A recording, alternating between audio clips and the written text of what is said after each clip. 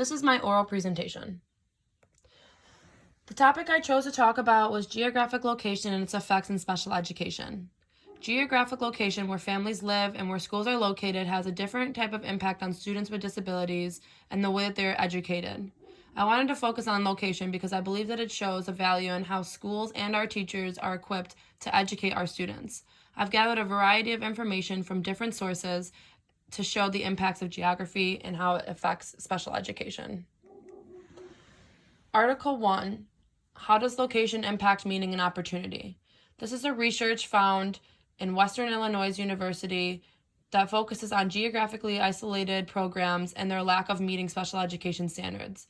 The two researchers, Maritsky and Stevens, found that rural education programs are in fact faced with difficulties of meeting requirements for special education diversity standards. Their research shows that education systems in rural locations are more likely to show inability to provide high-quality diversity, and in these locations there is a much less amount of students and neglected amount of students with disabilities. Article 2, factors associated with provision of special education to students with disabilities in inner cities.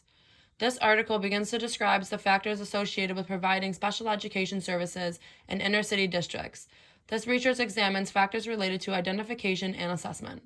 The identification and assessment for each student with special education is highly complicated while living in inner cities. The article shows how students with disabilities in urban locations are retaining less services and least amount restrictive services, maintaining parent involvement and inclusion is much less compared to that of students in suburban and rural areas.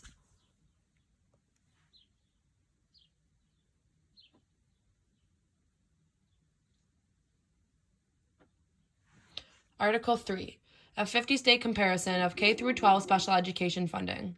This article gives an overview of 7 different funding mechanisms used for all special education in all 50 states. There are 7 different types of funding systems, which are all listed and defined. Also provided in this article is 50 different ways in which each individual state allocates special education funding. Finally, this article gives a state-by-state comparison identifying each state's use of funding services and how that impacts special education.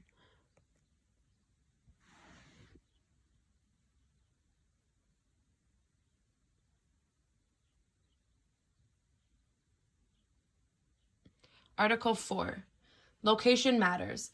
Geographic location and educational placement of students with developmental disabilities.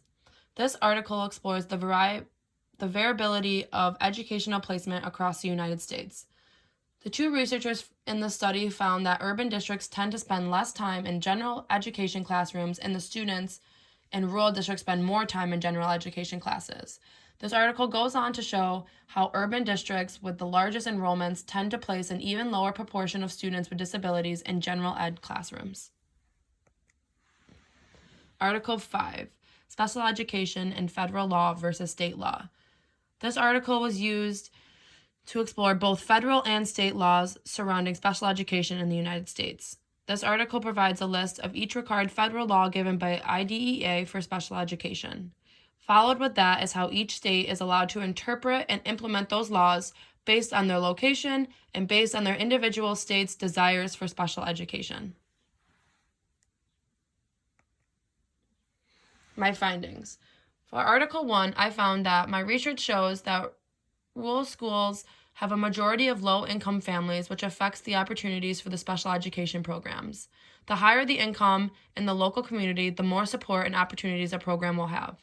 I also found that the teachers need to fill the requirements to educate the students are more likely to be in urban locations, which affects the programs located in rural districts, meaning that it's more likely for a student with the more likely for a teacher with the requirements of special education to be located in urban districts where they're going to be provided with a better funding and more annual pay versus in a rural district where the teachers are a lack of because there's a lack of funding.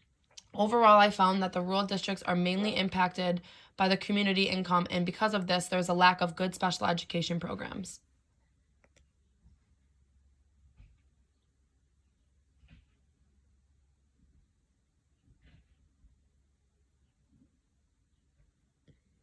Article 2. Using this article, I found that students with disabilities in special education programs located in urban communities are more likely to be in least restrictive environments but spend a majority of their time outside of general education classrooms. The research showed that these students are typically placed in separate schools and in outside locations different than the larger general education classes or districts of the normal student. However, students with disabilities in urban locations have a greater emphasis on academics and job training. This meaning that once the students in urban locations are no longer in the special education programs, they are then provided with job training afterwards to show a more virtue for their life outside of education, which isn't given in rural communities. These students are also more likely to receive more counseling opportunities compared to other locations. Because of the lack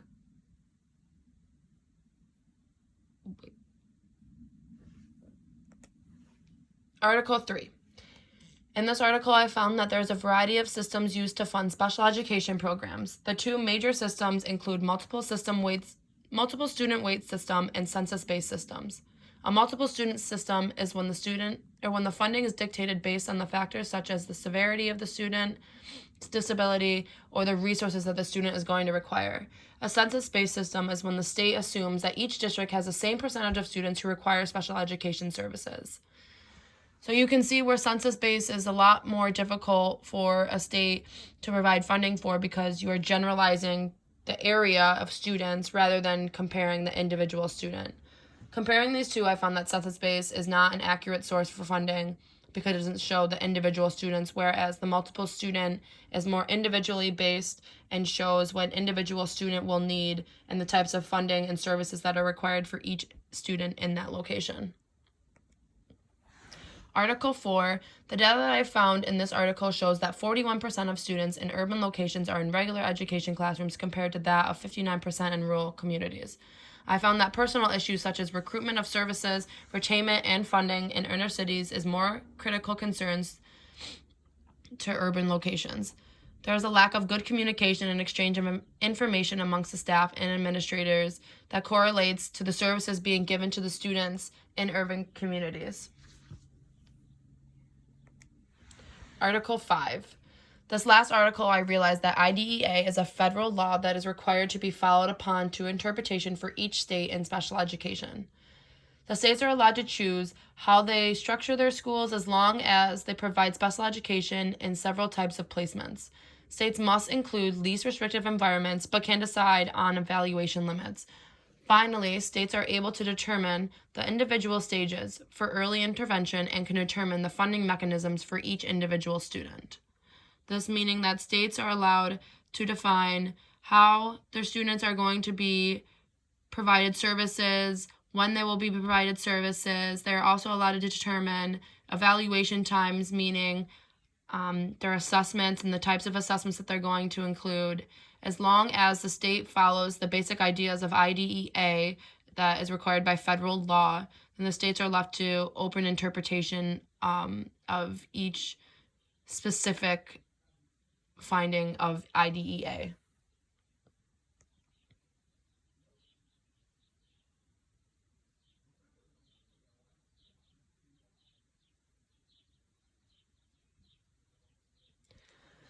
To conclude, I would say that location matters when talking about special education. Special education is tailored to specific student needs and is different across the United States.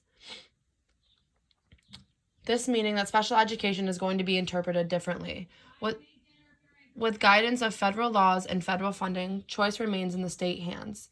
Each district, whether it be urban or rural, there comes limitations. For urban locations, the difficulty becomes with integration and inclusive support for students in special education programs, while rural communities struggle to retain the funding and support they need from their state and their community.